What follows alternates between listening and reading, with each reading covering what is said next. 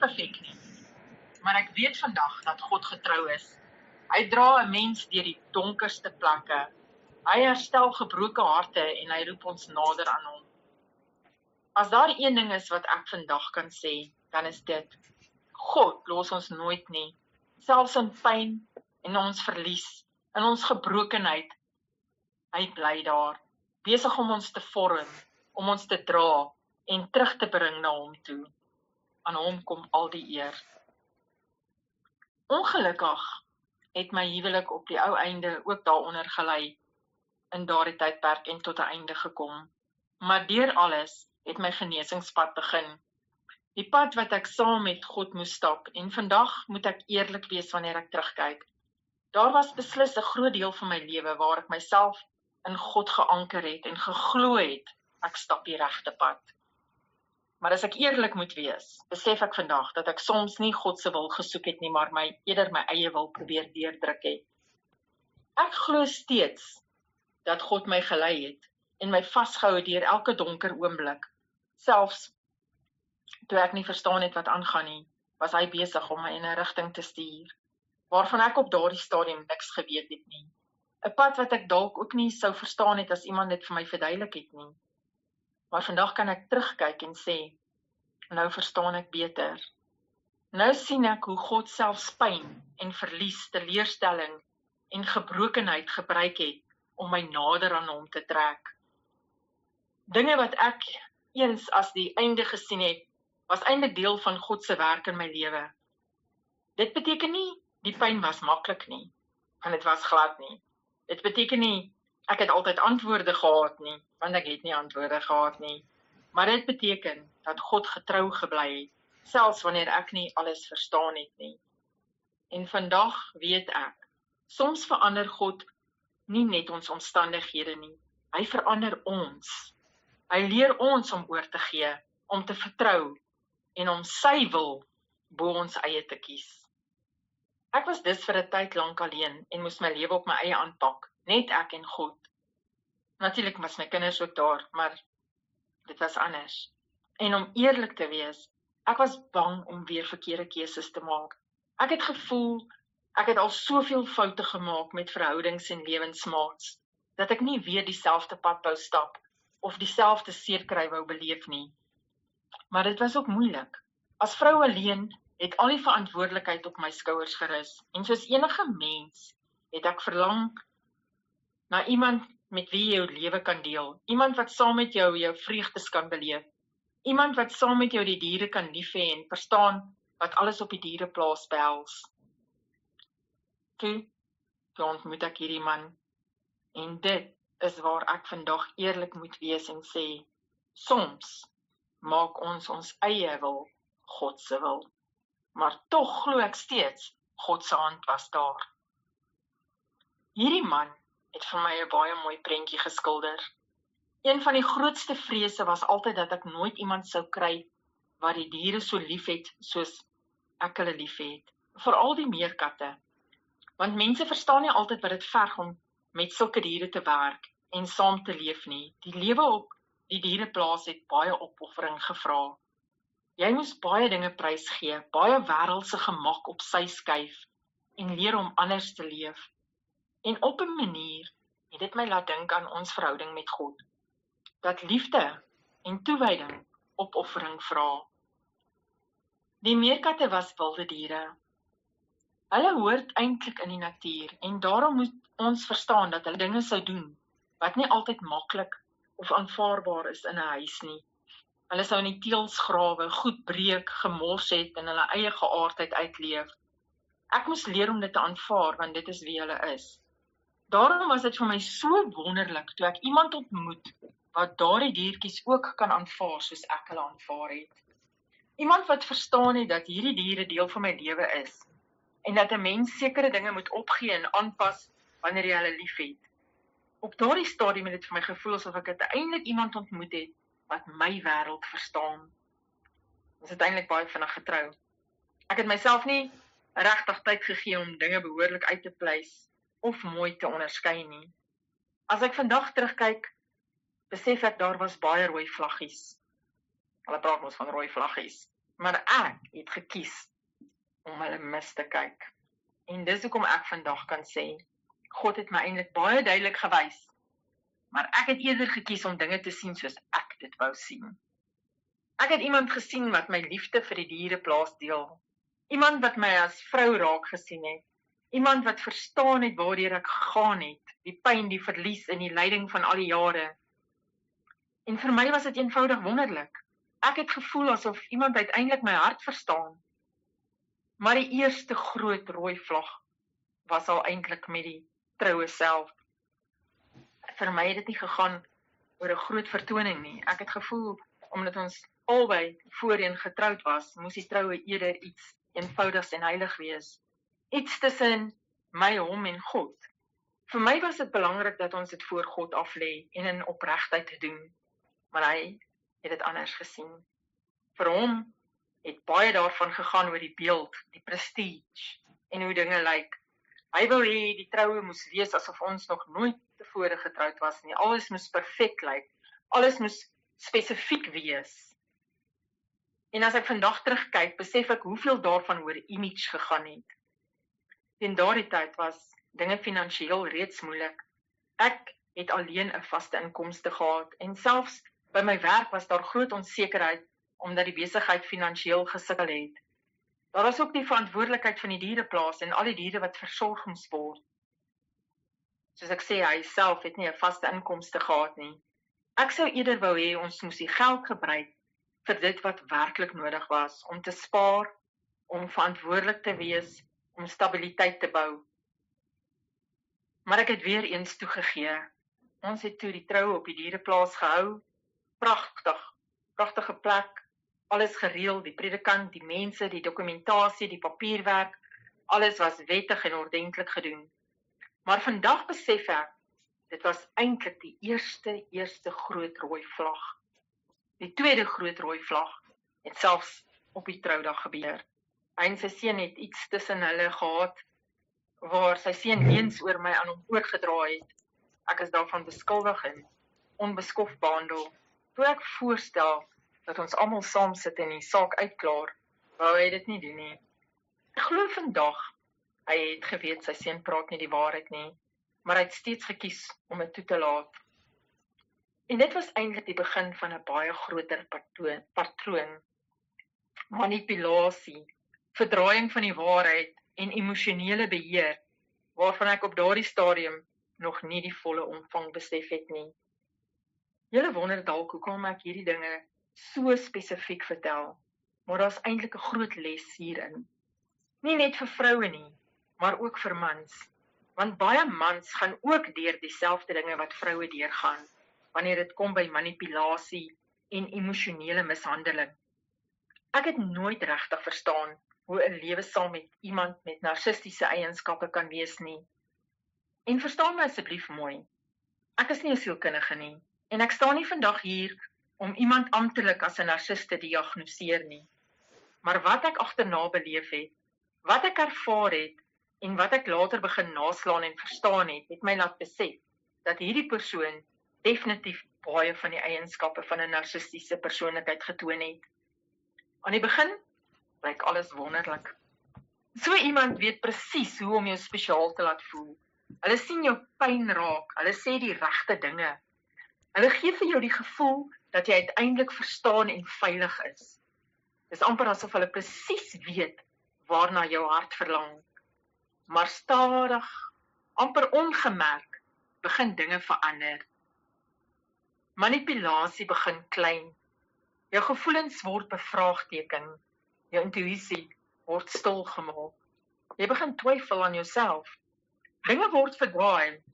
Skuld word geskuif en later begin jy voel asof jy altyd verkeerd is, asof jy die probleem is. En dit gebeur nie oornag nie.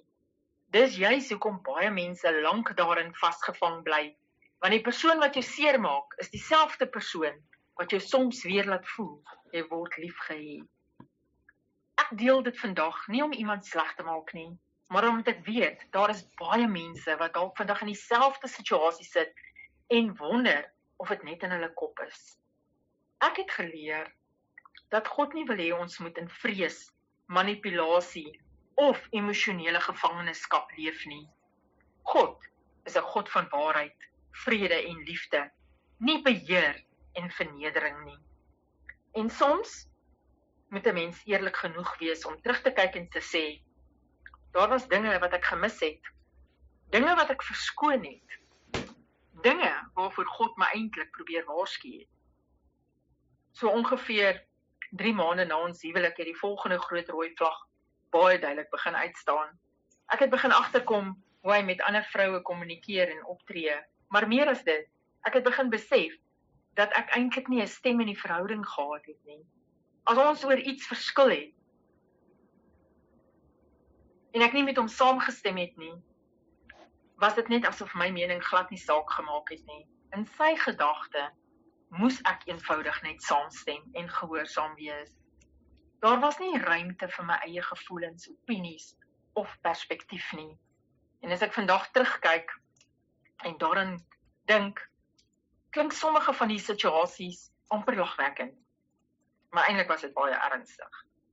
Ek onthou hoe ons oor iets geredeneer het, waarvoor ek eenvoudig nie saam kon gestem het nie. Hy het so kwaad geword, en al was ons getroud, al het ons 'n huis, 'n kamer en 'n bed gedeel, het hy my eenvoudig begin blokkeer op WhatsApp, op sy foon, selfs op Facebook. Hy het my letterlik afgesny as straf, omdat ek nie met hom saamgestem het nie. En vandag besef ek, dit is nie normale konflik in 'n huwelik nie. Dit is manipulasie. Dit is emosionele beheer. Want in 'n gesonde verhouding mag twee mense verskil. Jy mag vra en jy mag gevoelens sê. Jy mag jou stem gebruik sonder om gestraf, verneder of geïgnoreer te word.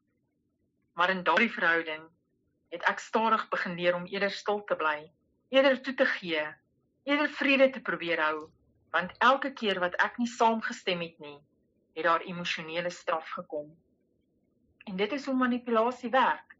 Nie altyd deur geskree of geweld nie, maar deur beheer, stilte, straf, skuldgevoelens en die gevoel dat jy konstant op eiers moet loop. Vandag praat ek daaroor omdat ek weet, daar is baie mense wat dalk dieselfde beleef. En dan dink ons, dit is normaal. Dit is nie normaal nie. Liefde behoort nie jou stem stil te maak nie. Liefde behoort jou nie bang te maak nie. Ek wil nou nie vandag in detail ingaan op alles wat in die volgende 8 jaar gebeur het nie, want dit was jare van konflik, manipulasie, beheer en emosionele uitputting. Soos ek reeds gesê het, ek het gevoel asof ek nie 'n stem gehad het nie. Ek moes eenvoudig saamstem, stil bly en aanpas. Maar wat ek wel wil uitwys, is hoe vasgevang ek gevoel het. En tog, te midde van alles, het ek aan God bly vashou. Ek het baie gehuil, ek het baie gebid. Ek het my hart voor God uitgestort en hom gevra, Here, wat nou? Wat moet ek doen? Hoe maak ek hiermee? Want ek het die huwelik gesien as heilig. Ek het 'n belofte voor God afgelê, en daarom het ek geworstel met die vraag, moet ek hierdie belofte tot die uiterste dra? Hoe lyk gehoorsaamheid aan God in so 'n situasie? Ek wou verstaan waarom dinge so verloop. Ek het antwoorde gesoek, maar baie keer het dit gevoel asof ek net stiller en meer alleen raak binne myself. Toe gebeur dit dat hy 'n werksaanbod kry om oorsee te gaan werk. Sy seun was reeds daar en daar is vir hom ook 'n werk gereël. En om eerlik te wees, 'n deel van my het verlig gevoel. Ek het gedink, miskien is dit nou die kans vir dinge om beter te raak. Miskien dan kan daar weer rustigheid kom. Miskien kan ek weer 'n bietjie asemhaal, weer mens voel, weer helder dink en antwoorde kry. Maar min het ek geweet dat dit eintlik die begin was vir 'n nuwe fase. Een waarin die manipulasie en beheer net nog erger sou word. Tog sien ek vandag as ek terugkyk, dat God self daar besig was om my oë oop te maak. Selfs in die pyn was hy besig om my nader aan die waarheid, vryheid en uiteindelik genesing te lei. Met die tyd het ek begin besef dat dinge nie beter word nie. Dit raak eintlik erger. Ek het nog minder ruimte gehad om asem te skep.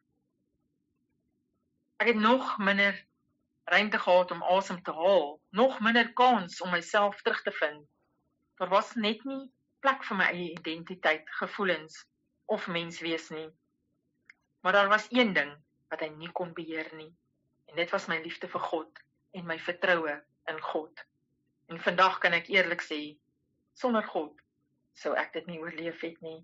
God was my anker. Hy was die een wat my vasgehou het, wanneer ek gevoel het ek verloor heeltemal myself.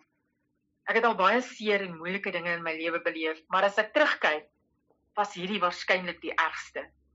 Want dit steel iets baie dieper as net geluk. Dit begin jou menswees wegvat. Jy begin voel asof jou stem nie meer bestaan nie. Asof jy nie meer weet wie jy is nie. Jy voel nie meer soos jouself nie. Nie meer soos 'n vrou nie. Nie meer soos iemand met waarde nie. Dit is asof daar iets binne in jou doodgaan. En jy begin wonder of jy ooit weer daardie deel van jouself sal terugvind. Die beheer het al erger geword. Hy het 'n trackingstelsel op my foon gesit. Elke beweging moes verduidelik word. Vir baie jare was ek die een wat finansiëel die sterker ene in die verhouding was.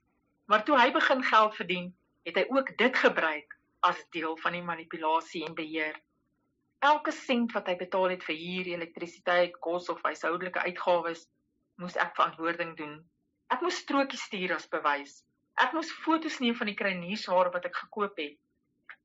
As ek met my foon in my hand by die huis uitstap na my kar toe, het hy dit geweet. En dan sou daar onmiddellik 'n boodskap of 'n oproep kom. Hy het my heeldag en aldag gevideokol. Nie omdat hy my gemis het, of omdat hy uit liefde na my verlang het nie, maar omdat hy wou weet wat in my lewe aangaan, waar ek is en wat ek doen. En die hartseerste deel is, waar ek aanvanklik gedink het, hierdie tyd weg van mekaar, dalk vir my weer asemruimte sou gee, het dit eintlik net nog 'n groter nagmerrie geword. Maar self daar het God my nie gelos nie. Selfs toe ek gebreek, uitgeput en verlore gevoel het God nog stilletjies met my gewerk. Hy het my begin wys dat liefde nie beheer is nie. Liefde is nie vrees nie. Liefde vat nie jou identiteit weg nie. En stadig, maar seker het God begin om my oë oop te maak vir die waarheid en om my weer te herinner aan wie ek is in hom. Net voordat hy oor see gegaan het ek hom uitgevang met iets wat vir my gelyk het soos 'n verhouding of betrokkenheid met 'n ander vrou. Toe ek hom daarmee konfronteer, het hy nie rustig daaroor gepraat nie. Hy het kwaad geword en my beskuldig en gesê ek sien dinge wat nie bestaan nie. Hy het gesê hy is moeg daarvoor en dat hy wil skei. En ek het toe vir hom gesê, goed, dan moet ons seker maar skei. Maar later toe hy sien ek stem in en ek probeer nie smeek of vasklou nie, het hy weer die hele situasie omgedraai. En dit was die storie van ons verhouding. Konstante manipulasie, dag vir dag. Hy is te oorsee en ek het gedink daardie vrou is uit die prentjie uit. Vandag voel ek egter in my hart dat sy nooit werklik uit die prentjie was nie. Hy ontken dit en ek kan dit nie bewys nie, maar diep binne in my weet ek en glo ek dit. Wat ek wel vandag duidelik verstaan, is dat hy altyd wou hê ek moes hom bo alles en almal kies, bo my kinders, bo my eie menswees en selfs bo God. My geloof was vir hom 'n groot struikelblok. Hy het baie keer gesê, jou God en my God verskil. En vandag besef ek hoe waar daardie woorde eintlik was. Want die God wat ek dien, is 'n God van liefde, waarheid, nederigheid en vryheid. Nie 'n God van beheer, manipulasie en vrees nie. Ek het geglo in die orde wat God vir 'n huwelik gee, dat God eerste is, dat 'n man en 'n vrou mekaar moet eer en lief hê, en dat daar orde, respek en liefde in 'n huis moet wees. En ja, ek het probeer om my man sy plek in my lewe te gee. Maar wat ek later besef het, is dat hy nie die rol van 'n godvreesende man wou uitleef nie. Hy wou nie die plek van beheer inneem. Hy wou hê alles moes hom draai. Hy wou hê sy wil, sy emosies, sy behoeftes moes die finale gesag wees. En dis waar ek vandag die verskil verstaan. 'n Man wat God volg, wys jou nader aan God. Hy probeer nie God se plek inneem nie, want geen mens behoort aanbid, gevrees of gevolg te word soos God nie. En ek dink, dit was een van die grootste geestelike lesse wat ek deur hierdie pad moes leer. Dat wanneer 'n mens begin verwag dat hulle bo alles moet gekies word, selfs bo God se waarheid en vrede, dan raak daardie verhouding gevaarlik vir jou siel. En toe, omtrent 'n jaar gelede, bietjie langer eintlik, nogal op Franco, my seun se verjaarsdag, die dinge finaal verander. Volgens hom het ek 'n situasie nie reg hanteer nie. Hy het gevoel ek het vir Franco opgestaan, terwyl ek volgens hom eerder agter hom moes staan. En toe weer eens, die hoeveelste keer in ons huwelik, sê hy vir my, ek wil skei. Maar hierdie keer was iets anders. Hierdie keer het ek diep in myself besef, ek het nou regtig genoeg gehad. Ek kan nie meer hierdie pad stap nie. Ek kan nie meer myself verloor om vrede te probeer hou nie. En tog, die moeilikste deel vir my was nie noodwendig om weg te stap van die huwelik nie. Die moeilikste deel was my worsteling met God, want ek wou seker wees, ek wou weet, Here, is dit reg? Laat U my toe om weg te stap. Is ek besig om U wil te verlaat, of is U besig om my uit iets uit te lei wat my vernietig? En dit was my grootste stryd. Ek het baie meer met God geworstel as met daardie man, want ek het geweet, die huwelik is heilig. Ek het geweet, beloftes voor God beteken iets, en daarom wou ek nie uit emosie of bitterheid optree nie. Ek wou seker maak dat ek God se hart verstaan, en stadig maar seker het God my begin wys dat hy ons nie geskep het om in voortdurende vrees, beheer en emosionele gevangenskap te leef nie. Ek het begin verstaan dat daar 'n verskil is tussen opoffering uit liefde en om vernietig te word deur manipulasie. En ek glo vandag dat God nie kwaad was omdat ek weggestap het uit iets wat my geestelik en emosioneel en as mens afgebreek het nie. Ek glo hy het my eerder teruggeroep na waarheid, waardigheid en genesing. Dit beteken nie die besluit was maklik nie. Dit het my gebreek. Ek het gehuil, ek het geworstel en ek het getwyfel, maar deur alles het God my gedra. En vandag weet ek, soms beteken gehoorsaamheid aan God nie net om vas te hou nie. Soms beteken dit ook om los te laat. Wanneer iets jou vernietig en jou wegtrek van die vrede en waarheid van God. Dit was toe aan die einde van die verlede jaar dat, dit was, praat nou van verlede jaar, dit is nou al meer as 'n jaar terug, dat ek uiteindelik in my hart besef het, ek moet omdraai en wegstap. En dit was juis in daardie oomblik, toe ek ophou om toe te gee, toe ek my voet neersit en nie meer manipuleerbaar was nie, dat ek iets beleef het, wat ek moeilik vandag in woorde kan beskryf. Alles wat ek ooit in vertroue gedeel het, alles wat ek vanuit liefde oopgemaak het oor my hart, my seerkry, my swakhede, my menswees, dit het begin terugkom as wapens teen my. Dinge is verdraai, teen my gebruik, en ek is afgebreek om klein gemaak te word. En vir die eerste keer het ek iets beleef wat my geestelik baie donker laat voel het.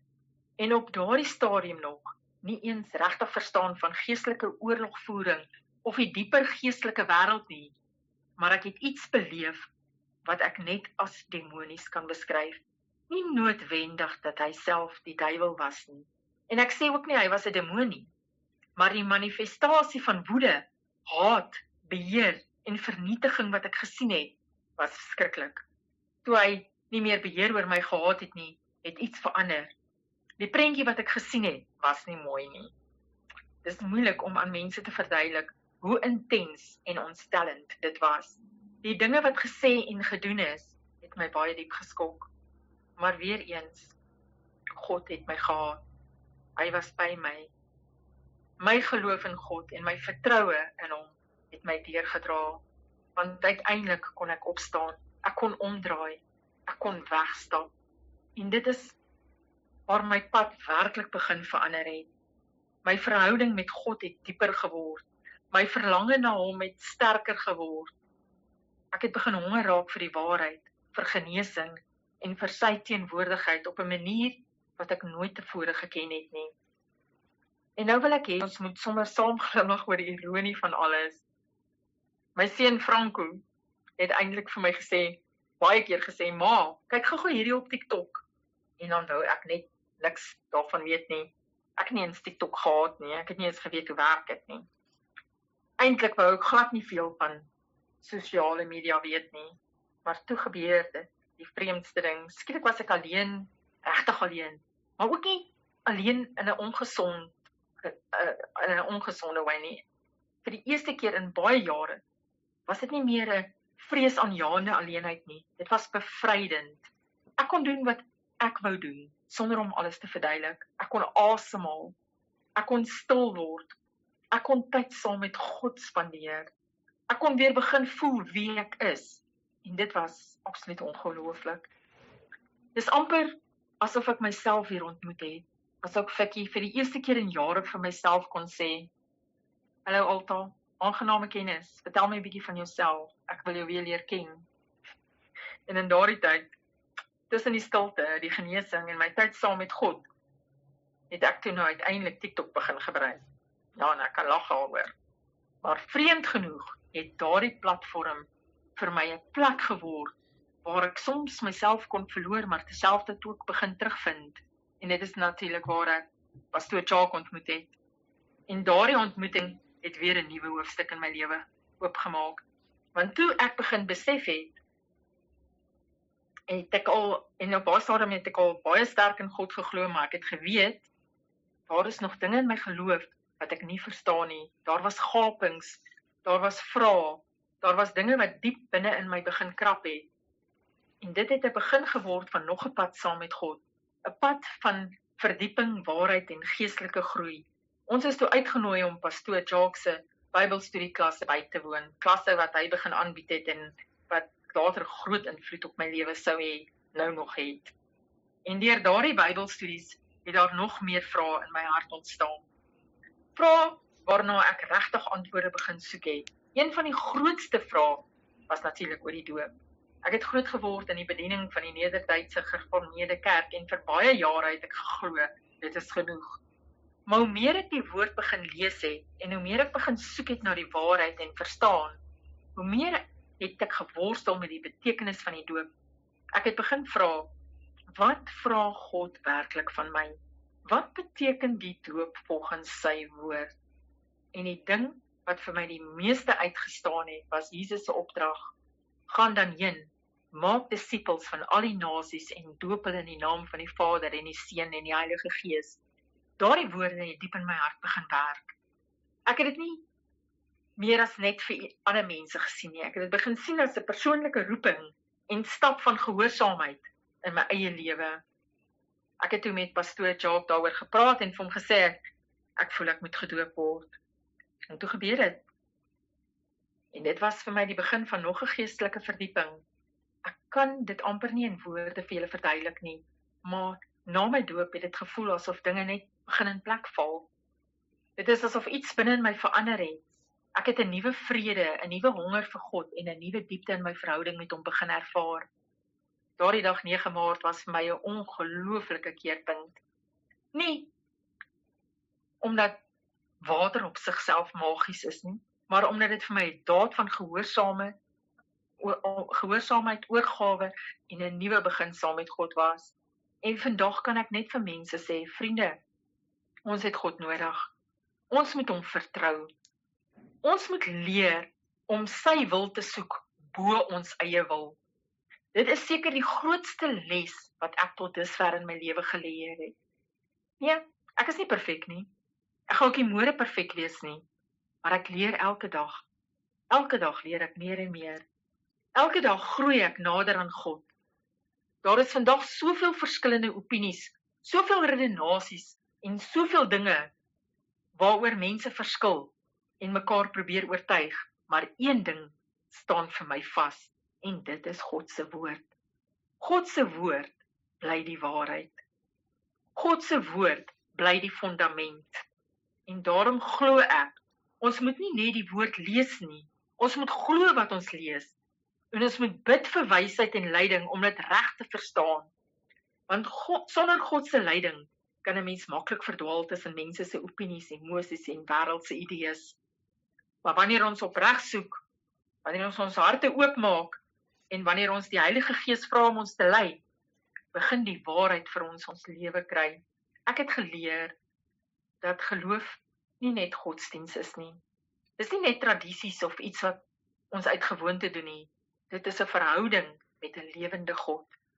En hoe nader ek aan God beweeg, hoe meer besef ek dat hy werklik elke tree van my lewe gedra het, selfs in die tye waar ek hom nie verstaan het nie. Daarom gee ek vandag aan hom al die eer, nie omdat my lewe perfek is nie, nie omdat ek alles verstaan nie, maar omdat hy getrou gebly het, selfs toe ek swak was. En dit is my getuienis. God laat nooit sy kinders alleen nie.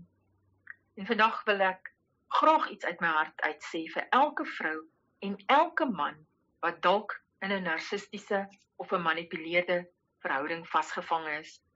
Of dit nou 'n verhouding, 'n huwelik of enige ander verbintenis is. Daar is hoop, daar is antwoorde en daar is uitkoms. Moenie dink jy is alleen nie. Moenie dink God het jou vergeet nie. God sien jou trane, hy sien jou vrees, hy sien jou verwarring en hy sien jou uitputting raak. Maar ek het ook geleer dat God nie van ons verwag om blindelings dom gehoorsaam te wees, terwyl ons afgebreek, beheer en vernietig word nie. 'n Verhouding wat gebou is op manipulasie, beheer, vrees, vernedering en emosionele gevangenskap is nie God se hart vir ons nie. God is 'n God van waarheid, liefde, vrede en orde. Hy wil hê ons moet in sy lig leef, nie in konstante vrees en verwarring nie. Dit beteken nie mens moet ligtelik opgee of sommer net weghardloop wanneer dinge moeilik raak nie. Maar dit beteken ook nie dat jy jou menswaardigheid, jou stem, jou identiteit en jou vrede moet verloor om iemand anders gelukkig te hou nie. Ek glo vandag dat God ons roep tot liefde, maar ook tot waarheid, tot gehoorsaamheid, maar nie tot vernietiging nie. En as jy vandag in so 'n situasie is, wil ek jou aanmoedig, soek God met jou hele hart, bid, vra vir wysheid, praat met mense wat geestelik gesond en wys is. Moenie jouself isoleer nie, want genesing begin wanneer waarheid begin deurbreek. En ek glo met my hele hart, God kan herstel wat gebreek is. God kan jou weer laat asemhaal. God kan jou weer wys wie jy is in hom. Dankie vriende.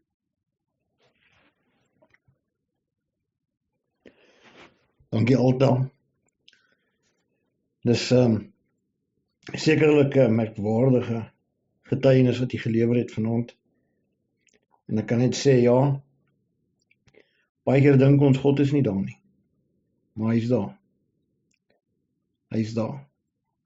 En dit is ook om daai storie van die 3 vriende van Daniël vir my so belangrik is, dat God het nie die oond weggevat nie, hy het nie die vuur geblus nie. Maar hy was daar in die moeilikheid. Om te comfort, dis kom Psalm 23 sê, hy is, al gaan ons deur die dal van doodskaduwee, ons het nie nodig om die onheil te vrees nie, want hy is met ons. Sy stok en sy staf. Ja, en die stok en die staf is natuurlik Christus en die Heilige Gees. Die stok is daar om ons pak slaag te gee, om ons te tug wanneer ons verkeerd is. Maar die staf is daar. Ons moet onthou, die staf het daai ronde hak. En dit is wat hulle gebruik het om die skape nader te trek. En soms moet diere ons net bietjie nader trek. Dat ons net bietjie meer kan verstaan. Soos wat Maria Magdalena daar by Jesus se voete gesit het. En geluister het. So wil die Here ons elkeen hê om nader te kom. Om sy woord te hoor. Om sy liefde te hoor en te ervaar. Hy is daar om vir ons bevryding te gee, om ons los te maak. Van al hierdie kettinge, hierdie boeie wat ons vasbind aan die wêreldse dinge. Ja, ons is deel van die wêreld. Ons is in die wêreld, maar ons is nie vir die wêreld nie. Ons is nie deelgenootskap met die wêreld nie. Ons is soos vreemdelinge wat net deurtrek. Want ons is God se kinders. En daar wag 'n nuwe toekoms op ons almal. 'n Toekoms van 'n nuwe wêreld, 'n nuwe hemel, 'n nuwe aarde.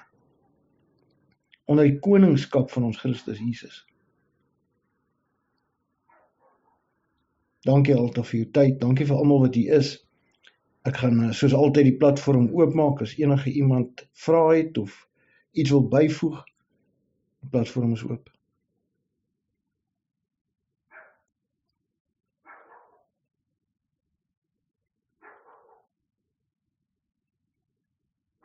Alta, van waar hiersom. Ek is seker die oudste persoon wat hier op is. Ek is wel oor die 82, maar meeste mense kyk na my en sê, ek kan nie ouers lees nie. Die gawe is van die Here. Ek was 55 jaar goed getrouwd en ek het die laaste paar jaar nadat my man verloor is nou 8 jaar gelede. Ek het 2 dierbare vriende van my. Ek weer 'n soortgelyke verhouding wat jy weer is. Maar net erger nie, hulle mans was nie narcistisch nie, hulle het aan drank of weer en dan in plan ook die vrouens vernieuw en dan het hulle so vreeslik afgebreek. En ek dank die Here dat ek in die stadium vir hulle kon help en vir hulle ook bevrybaring nader. Ek weet in my hart wat die Here van het. Ek dink dat enig iemand kan het verstaan nie. Daar is vreeslike afbreking en die rejection eindelijk. En maak die keer as ek hom pas, as ek jou lief is en slaan, en dan word jy weer soos die basket weggevol vir asweer. Dit is verskriklik wees, en dan gebeur ek van vir jou en vir elke vrou, ek so vreeslik afgebreek word, en dit is wat die Here wil hê nie. Die Here wil hê ons moet almal 'n liefdevolle verhouding en soos dat ons met hom 'n verhouding het. Ons ook in ons huwelik leef. En daarbij, dit is gelukkig vir dit in die skryf, want die woord sê duidelik vir ons self te verweer. As jy vreeslik afgebreek vernieuw word, mag jy uiteindelik uitstap. So jy het nie skuldig te voel nie. My verlede gaan nie vooruit. En baie dankie dat jy die vertrouwen gehad het in jou leven met ons elkeen te doen. Baie dankie. Dankie Tannie Marie. Ek wil net graag iets sê. Dankie Alta. Ek wil net vir julle sê mense, gaan sit 'n bietjie terug. En dan gedink jy, hoeveel keer was die Here in jou lewe al vir jou goed gewees? Dankie.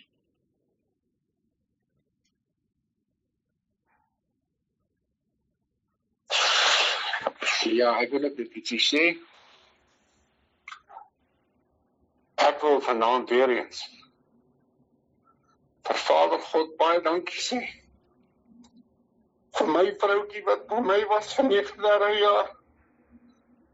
En in 39 jaar het ons mekaar gedra.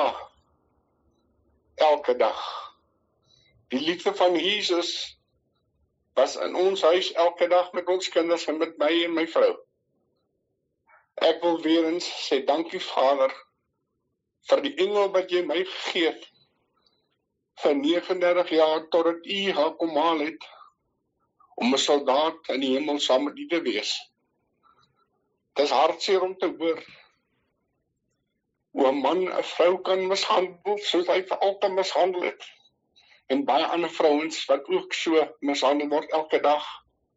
En ja, daar is ook vrouens wat hulle mans mishandel. Maar ek wil net weer eens sê, aan God al die eer, al die lof, al die dank en al die aanbidding vir die wonderlikste vrou. En wat ek so mis, dis hartverskeurend. Dankie altyd, dit was great.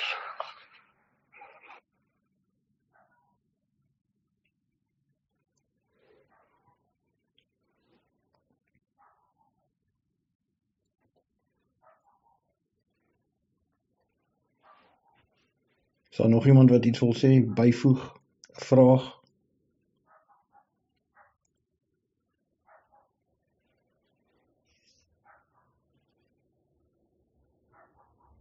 Ja, ek net aan die einde van iets sê. Ek dink nie dat 'n groot geskenk van God as 'n gelukkige huwelik is nie. Want dit is ook 'n gawe en die pad wat jy saam kan staan en wat jy vir jou kinders sal voorwees en jou kleinkinders is iets wat niemand anders op geen veld in die wêreld vir jou kan doen nie. En dit is met daai vrede maak dat ek elke dag weer en liefde vir al die mense in my by hierdie versorgingsplek het. Ek dink nou vanuit my jou, want ek het my man 8 jaar terug geleer en na 55 jaar is dit nie maklik nie. Maar ja, ek weet waar hy is en dit het my vrede gegee en vandag ook my geseënde aan my.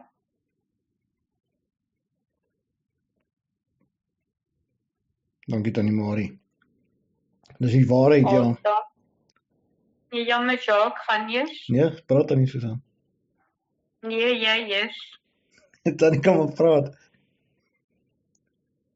Hi, Alta. Jo, ek kan nie glo wat jy deur moes maak nie. En die wonderlike persoon wat jy nou uitgedra het deur dit alles. Want jy gee soveel van jou hart vir ons groep mense en in die boodskappe wat jy gee en die woorde wat jy gebruik, bou jy ons op. En ek hoop dat jy self net meer en meer vervul sal word, meer en meer geluk sal vind. Dankie Tannie Susan. Dit is vir my net so wonderlik dat ons, weet dit vat guts. Dit vat guts vir enige iemand om hulle getuienis te kan deel. Want wanneer mense getuienis deel, dan maak mense so amper iets weer lewendig wat nou moet dood wees. Maar dis hoekom ons daai helmet van verlossing dra. Want ons weet, wanneer ons die seer ordentlik kan dra en dit kan verwerk en daai boeye wat dit gevorm het kan losmaak en weggooi, dan dra ons daai helm omdat ons weet die bose magte het nie meer daai impak op jou gedagtes nie. Hy kan nie meer vir jou vertel wat jou verlede was of jou herinner aan die seer of aan die ongeluk of wat ook al in jou verlede was nie. Want dit is die helmet van verlossing. En dit is hoekom 'n getuienis dan draai na bemoediging toe. En dit bemoedig ons almal. En ek weet vir 'n feit, ek het al met 'n paar vrouens gepraat wat deur narcistiese verhoudings was. En ek het al met 'n paar mans gepraat wat deur narcistiese verhoudings was. En die tekens is fenomenaal en ons kan maar gaan navorsing doen daaroor en ons kan sien dat hierdie mense dra tussen 5 tot 8 demone in hulle. En dit is wat die feite sê. En vir enige iemand wat in daai, ons kan maar sê in sielkunde sê hulle dis 'n karaktereienskap, maar dit is nie karaktereienskappe nie. Want hierdie ouens, hulle lieg, hulle steel, hulle manipuleer, hulle het basies die Jezebel gees in hulle. Hulle beskuldig mense van dinge wat hulle self doen. En dit is die tipe demoniese magte wat saam met hulle is. En hulle leef dit uit. So die meeste gevalle dra tussen 5 en 8 demoniese magte saam met hulle. Daar is met meer as dit. En ja, om uit dit uit te kom is nie maklik nie. Want daai goed weet hoe om te manipuleer. Wanneer jy nou dink, jy het nou genoeg gehad, jy wil nou uit dit uitkom, dan kom daai persoon en hy gee vir jou die liefde. En dan voel jy weer, jy word gewanted, jy word weer aanvaar, jy word weer geliefd. En dit is hoe hulle manipuleer. Hulle ken jou, dis as hulle jou gedagtes kan lees. Hulle weet wanneer jy wil uitstap, hulle weet wanneer jy wil weggaan, wanneer jy genoeg gehad het. En dan so 'n paar dae is dit alles goed, net die beste. En ja, kort daarna dan sien jy weer, nee, dis weer iets andersters. En ja, dit is nogal skrikwekkend waardeur die mense gaan. En baie mense kom nie daar uit nie. Hulle bly daarin vir jare. En ek moet sê, baie keer is dit erger. Ek het jare gelede, toe ek nog 'n jong seun was, het my ma 'n vriendin van haar met haar 2 dogters na ons huis toe gebring. Haar man het haar vreeslik geslaan, die vrou. En 2 klein dogtertjies gehad, ek dink hulle was omtrent so 8 jaar oud daai tyd, 'n tweeling. En hulle het omtrent so 2 weke daar by ons gebly, toe gaan die vrou terug na die man toe, want hy maak toe weer al die beste beloftes en omtrent 'n week daarna, toe het hy haar doodgemaak. Toe het hy haar vermoor. Hy het haar doodgeslaan met 'n hamer. Want jy sien, hierdie mense het kwaad in hulle, hulle het wraak in hulle, want hulle is nou kwaad, omdat hulle voel, hulle is die belangrikste persoon in jou lewe, en nou het die vrou weggestap. En dit is die realiteit, en om daai magte uit hierdie mense uit te dryf, hulle moet toestemming gee daarvoor. Want daai goed het 'n kontrak met die persoon. En so sonder toestemming kan daai kontrak nie gebreek word nie. En dit is ongelukkig nou hoe dit werk. En ja, dit klink dalk andersters. Jesus het vir sekere mense net gesê, ja, laat dit goed uitgaan. Maar as ons gaan dink daaraan, is die mense het na Jesus toe gekom, juis vir hulp. Hy het nie na hulle toe net gegaan en die ding uitgedryf nie. En dit is die probleem met hierdie mense met narcistiese dinge, hulle gee nie toe nie. Hulle wil nie, jy moet hand op hulle lê nie. Hulle beklei met alles in hulle. En ek kan net sê altyd, well done, dat jy uit dit uitgekom het. Dat jy deur hierdie geveg gegaan het, en dat jy in die oorwinning staan nou op die einde van die dag. Dat daai boeie losgemaak is, dat jy vry is, en dat jy nooit die Here se hand gelos het nie, dat jy altyd geglo het, altyd gehoop het, en altyd vasgestaan het. Want dit is wat 'n mens dra, dit is wat 'n mens deurdra. Is net daai bietjie hoop. En nou kan jy jou stem gebruik om ander mense daai hoop te gee. En soos Tannie Susan en Tannie Marie nou gesê het, jy gee daai hoop, jy dra dit uit, jy doen baie goed. En ons hoop net die pad vorentoe gaan net beter wees, en dat baie vrouens deur jou aangeraak sal word. Baie dankie. As daar nog iemand is wat iets wil sê, voel vry.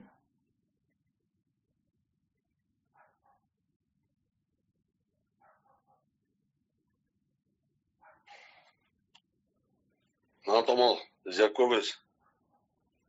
Ja, ek wil net graag sê, mense besef nie hoeveel van hierdie mense ek oordeel nie, ek sê net, mense besef nie hoeveel van die karaktertrek kom seker maar van toe mens kinders was, of al die tipe van goede, maar mense besef nie hoeveel mense het daai narcistiese tipe neigings en beheer en kontrole en al daai neigings nie, en dit is, ja, ek myself is daardeur, en ja, sit so amper 9 jaar al om te probeer om uit die huwelik te kom met presies so tipe persoon, en dit is nie maklik nie, dit is regtig, dit is nie maklik nie, sonder die almagtigse genade en sy liefde, nee, so 'n mens sal jy in jou graf indryf.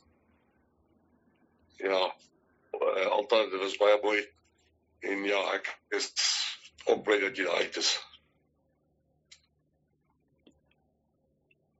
Ja, Tannie Susan? ek het 'n geval wat ek graag sal wil deel. Ons het huurders gehad, hulle is nou rukkie uit, en hulle het klein kindertjies gehad, 'n dogter en 2 seuns. En die jongste seun was 3,5 jaar oud. En hulle het baie keer hier in die driveway gespeel, en dan het ek en my man uitgegaan en bietjie met hulle gesels. En die kleintjie van 3 ry eendag op sy bussie en hy val af en hy wil nie huil nie. Hy staan op en hy gaan aan en daar was 'n ander keer ook wat iets gebeur het en ek wou vir hom 'n drukkie gee. En sy pa sê nee, hy moet taaf wees. Nou, dit was vir my 'n tipe ding wat in die ou dae baie gewild was dat seuns moes taaf wees, jy weet, en ek het met my eie kinders gesien dat hulle hanteer baie liefdevol en meer sosiaal met hulle kinders as wat ons in die ou dae ervaar het. Maar daai was vir my baie moeilik. Jy weet, ek kon nie verstaan dat ouers so kan wees. Ja, Tannie, dis baie waar. Soos Jakobus ook nou gesê het, die tipe karakter begin eintlik wanneer hulle kinders is nog. En dis omtrent 90% van die tyd. Want daar gebeur iets in hulle lewens, of hulle word deur 'n ouer gedruk, of hulle, en kyk, kinders, jy kan nie almal dieselfde hanteer nie, want party van hulle dink andersom as ander. En dit is waar die gevaar inkom juis, want as mens nou, soos daai kindjie wat Tannie Susan nou sê, druk dat hy nie moet huil nie, kan hy begin leer om eintlik te haat. Want hy sal nou sien by die skool of so, sien hy nou maar ander kinders huil, ander kinders mag hulle emosies wys. En dan gaan hy dink, nee, maar sy pa haat hom. En dan gaan hy begin ander mense so te hanteer. En dit is nou juist daar waar daai narcistiese houdings begin inkom. En ek het baie navorsing gaan doen al oor demoniese magte en waar hulle begin, en baie kere van die tyd begin dit juis al reeds by die kinders, omdat daar trauma plaasgevind het, en trauma dit kan ongeluk wees, dit kan 'n huisbraak wees terwyl die mense in die huis was, dit kan iemand wees wat geroof was terwyl hulle op die straat gestap het, selfs as jy by 'n robot stop en iemand slaan jou ruit uit, al daai dinge veroorsaak trauma, en dit trauma maak 'n deur oop vir bose dinge. Ongelukkig. En want dit bring 'n vreeslike vrees aan 'n mens. En daai vrees is wat hierdie goede trek. Want dit is dan soos 'n lig wat 'n mot bring. En ja, dit is ongelukkig as mens hierdie goede begin oplet en na dit kyk en begin agterkom waar dit oor ons plaasvind. Want wat ook gebeur is dat ons sien vandag baie mense is in, ekskuus die woord, in hoerery betrokke. 'n man het elke naweek 'n ander vrou, of die vrou het elke naweek 'n ander man, en dit is die hele tyd oor en weer geslapery. En wat dan gebeur is, hierdie goed word oorgedra. So as daai vrou met 'n man slaap wat narcisties is, draai basies daai goed koppie oor na haar toe. Dit bly by hom, maar dit koppie ook oor na haar toe. Nou slaap sy volgende naweek weer met 'n ander man, nou koppie dit weer oor na daai man toe. En dis hoekom ons sien al hoe meer en meer gevalle van narcistiese houdings. En dis skrikwekkend wat daar buite aangaan. As ons op platforms gaan, op sosiale media, sekere goede, as ons daar gaan kyk wat daar aangaan, dit is verskriklik. En die mense besef nie waarmee hulle besig is nie. Dit is 'n ernstige saak. Dit is regtig 'n ernstige saak, want op die einde van die dag is daar soveel mense wat seer is, soveel huise wat opgebreek is, soveel kinders wat sonder ouers groot word, soveel kinders wat sonder 'n moeder groot word of sonder 'n vader. En dan is daar tekortkominge in daai kinders se lewens, want daar is 'n tekortkoming in hulle opvoeding. En ja, dus ons luister môre aand na Jakobus se getuienis ook. En ek sien baie uit daarna. Tannie Susan, wil Tannie nog iets gesê het? Nee, dankie Jacques. Ek dink jy het baie volledig gepraat en dankie weer Alta. Dit was pragtig. Sal dalk iemand wat nou 'n bydrae wil maak, iets vra?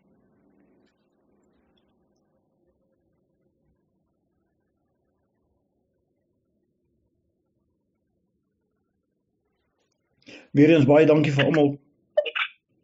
Yes, Jacques, man, kan ek julle vra om asseblief as 'n groep saam vir my te bid, man, want vir 2 dae kan ek nie loop nie. Ek weet nie wat fout met my knie nie.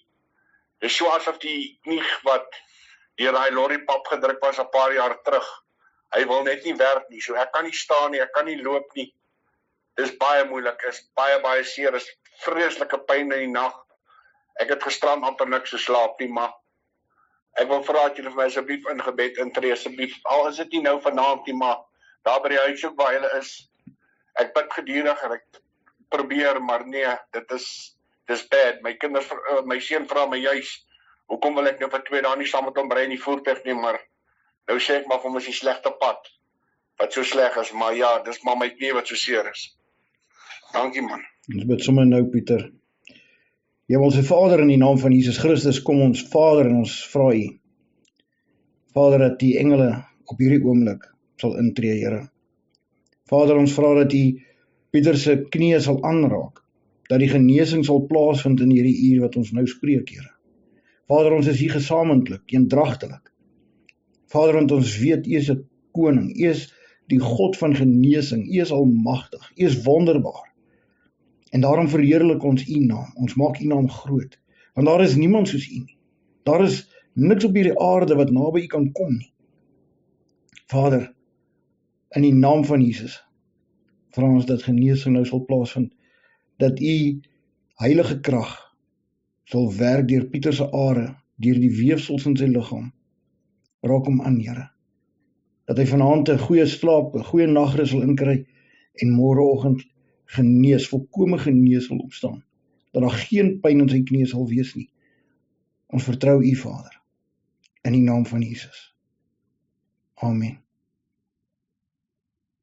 Amen. Amen, dankie Jacques, dankie julle. Julle daarmee sluit ons natuurlik af. Hemelse Vader, ons dankie vir elkeen wat hier was vanaand. Dat ons U naam kan groot maak. Vader, dat ons kan intree vir mekaar en kan vas staan in U woord. Vader, dankie vir almal se getuienis vanaand, Vader. Ons vra ook dat daar nog mense sal opstaan met hulle getuienis, want dit is so bemoedigend, dit motiveer ons. Dit bekragtig ons. Dit gee vir ons moed om net aan te hou, om nie op te gee nie.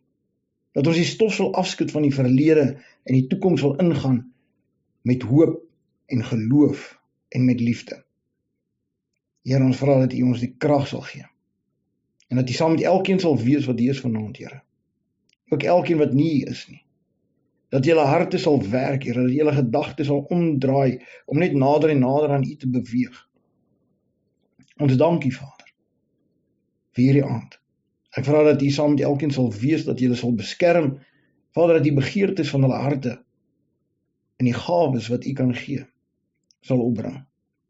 Versterk elkeen, Vader, in die liefde van Jesus, in die genade van Jesus, in die krag wat Jesus ons gegee deur die Heilige Gees. Kom ons na U toe. En ons lê elke probleem voor U neer. Elke seer, elke siekte, elke probleem wat 'n oplossing nodig het, kom los ons by U, Vader. En ons vra dat U die uitweg sal gee, die genesing sal gee, die oplossing, in Jesus naam. Amen. Dankie julle almal. Daarmee sê ek net shalom. Geseënde nagrus vir almal. Nag julle almal. Dankie almal. Dag se almal. Dankie aan Goeienaand.